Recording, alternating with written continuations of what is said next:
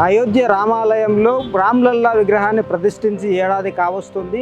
ఆలయ ట్రస్టు ప్రథమ వార్షికోత్సవాన్ని ఘనంగా నిర్వహిస్తోంది. 3 రోజుల పాటు ఈ వేడుకలు ఘనంగా నిర్వహించనున్నారు. మొదటి రోజు తొలి పూజకు ముఖ్య అతిథిగా ఎవరు హాజరవుతున్నారు, ఎంతమంది విఐపీలు ఈసారి విచ్చేస్తున్నారు, ప్రజల కోసం ఆలయ ట్రస్ట్ ఎలాంటి ఏర్పాట్లు చేస్తున్నారో ఈ వీడియోలో తెలుసుకుందాం.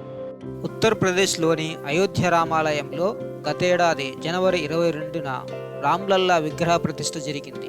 బాలరాముడిని ప్రతిష్ఠించి ఏడాది పూర్తి కానుండడంతో ప్రథమ వార్షికోత్సవాన్ని నిర్వహించనున్నారు.